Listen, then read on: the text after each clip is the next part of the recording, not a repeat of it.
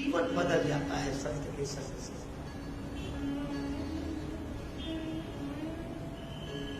श्री राधिका जी की प्राकट्य भूमि बरसाने की सच्ची घटना है।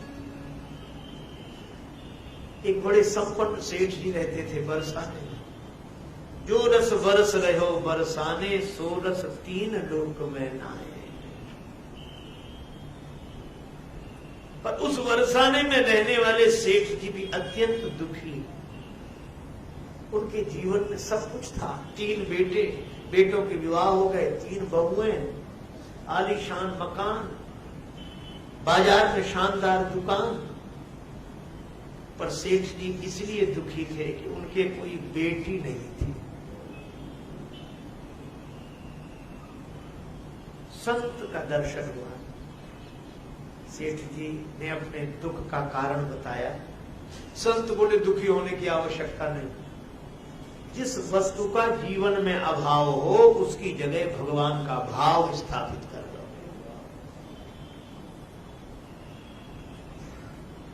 बेटी नहीं है तो दुखी मत रहो। सुनहु सेठ तुमको मिलो बरसाने को बास, यही नाते राधा सुता काहे रहत उदास। श्री राधिका जी को अपनी बेटी मान लो, तुम तो बरसाने के वासी हो।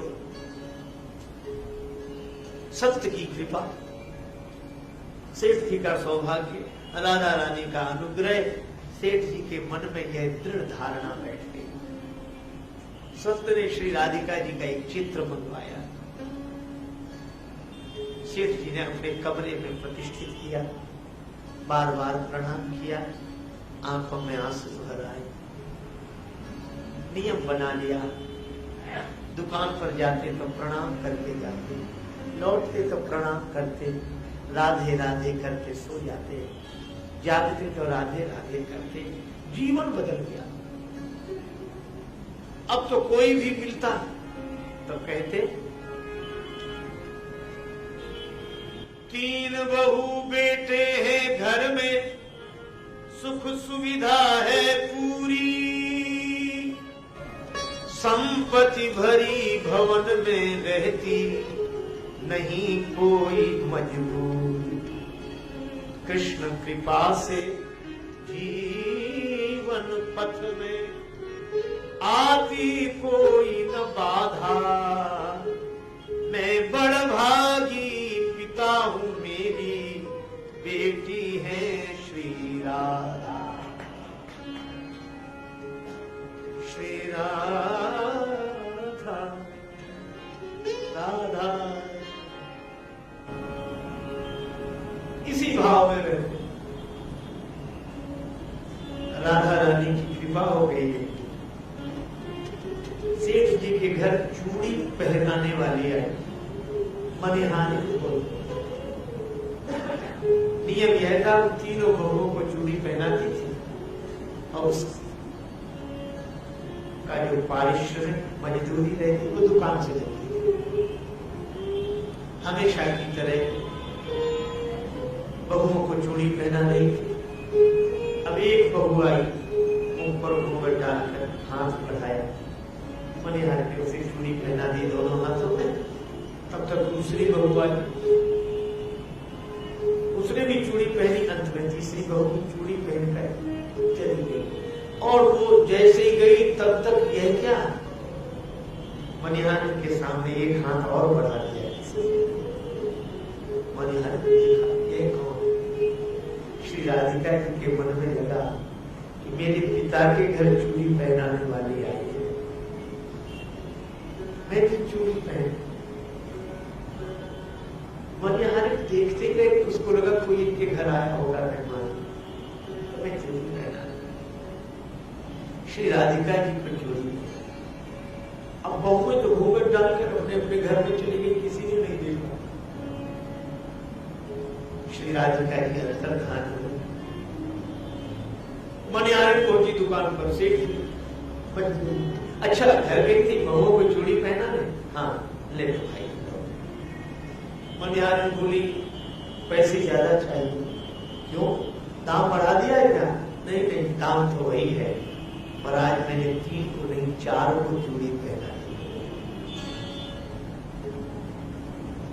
सेठ जी बोले 4 को? मैं हमारे यहाँ चौथा कोई चूड़ी पहनने वाला है ही, 3 बहुएं ही है घर में, और हमारी पत्नी का तो बहुत समय पहले देहांत हो गया, और है कौन चौथा? मनिहारिन बोली मैं ये नहीं जानती कि आपके घर में चौथा कौन है, लेकिन मैंने चूड़ी 4 को पहना ही है, मुझे मजदूरी चाहिए। सेठ जी बोले देख, तुझे पैसा ज्यादा मांगना है तो मांग ले, ऐसे दे दूंगा, लेकिन झूठ मत बोल।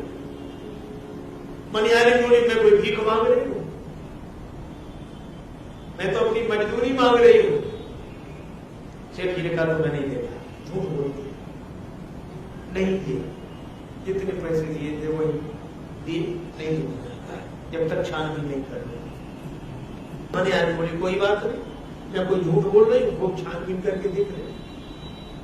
अब सेठ जी बड़े हैरान, शाम को आए, परिवार तो इकट्ठा हुआ। सेठ जी ने कहा चूड़ी पहनी थी आज तो? तीनों बहू बोले हाँ। तो बोले चौथे कौन था जिसने चूड़ी पहनी? बहू बोली कोई नहीं था। तो बोले वही हम कहें, चौथा कोई है कि नहीं? हमेशा की तरह परिवार से मिलने के बाद सेठ जी अपने कमरे में गए, भोजन की थाली आई, श्री राधिका जी को अर्पण करके प्रसाद पाया, राधे राधे राधे करके सोए। जैसे सोए तो स्वप्न हुआ, स्वप्न में श्री राधिका जी प्रकट हो, पर श्री राधिका जी बड़ी उदास दिखाई दी। सेठ जी बोले बेटी उदासी का कारण? श्री राधिका जी ने कहा उदासी का कारण आप? सेठ जी बोले मैं? हाँ। सपने में प्रकट हो वृषभानु की दुलारी बोली, कन्हैया बनाई तात नात ना निभायो। बेटी तो बनाया पर नाता नहीं निभा सके। सेठ जी बोले क्या भूल हो गई?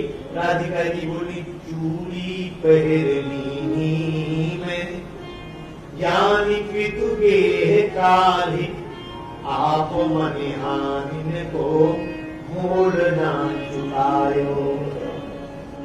पिता का घर समझकर कल मैंने चूड़ी पहन ली, तो आपने मनिहारिन को मजदूरी नहीं दी।